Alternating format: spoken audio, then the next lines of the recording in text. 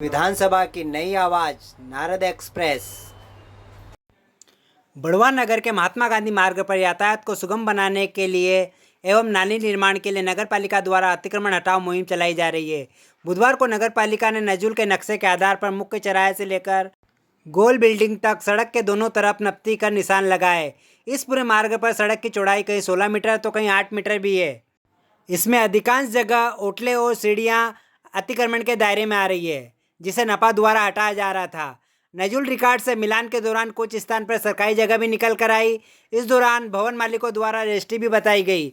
इसी कन्फ्यूजन को दूर करने के लिए कुछ व्यापारी नपा अध्यक्ष राकेश गुप्ता के पास पहुंचे, मगर नपा पहुंचने के बाद जब अध्यक्ष द्वारा बताया गया कि नजूल के नक्शे के आधार पर अतिक्रमण की कार्रवाई नहीं की जा रही है, जिसके बाद व्यापारियों ने राहत की सांस ली। इन सब के बाद खुद नपा अध्यक्ष दुकानदारों को सहयोग करने की अपील करते नजर आए। मगर क्यों नहीं हो रही है नजूल के नक्शे के आधार पर अतिक्रमण की कार्रवाई? क्या होगा सत्ती घाटे नाले का और क्यों बनाई जा रही है सड़क के दोनों तरफ नालियां? जानिए सब कुछ इस खबर के माध्यम से।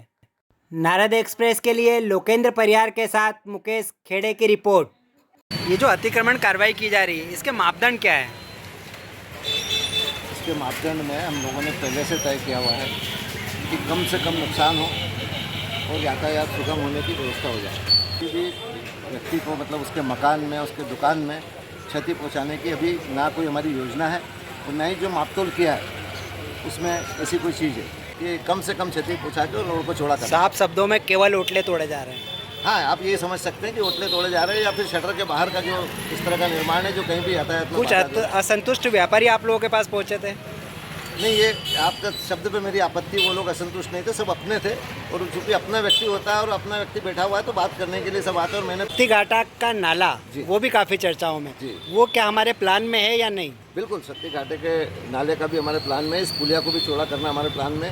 और सत्ती घाटे से गोल बिल्डिंग तक की जो सबसे बड़ी समस्या का जो रोड था, इस पर लगभग आप समझिए कि हर दुकानदार से हमने व्यक्तिगत रूप से जाके बात की है और सभी ने सहमति दी है। सत्ती घाटे के आगे भी दोनों तरफ के ओटले हटाए जाएंगे और उस पर पक्का निर्माण करके आरसीसी करके और जो है वो पूरा इसको व्यवस्थित किया जाएगा। जो पुराना नाला है उसका कोई औचित्य बचेगा?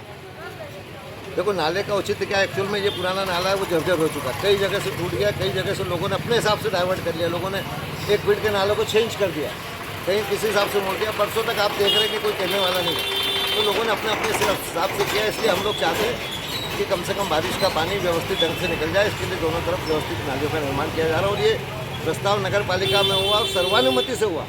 उसके बाद भी दुर्भाग्य है कि हमारे ही कुछ लोग उसमें प्रश्न उठा रहे कि इसका क्या औचित्य, जबकि ये प्रश्न उनको नगर पालिका की बैठक में उठाना था।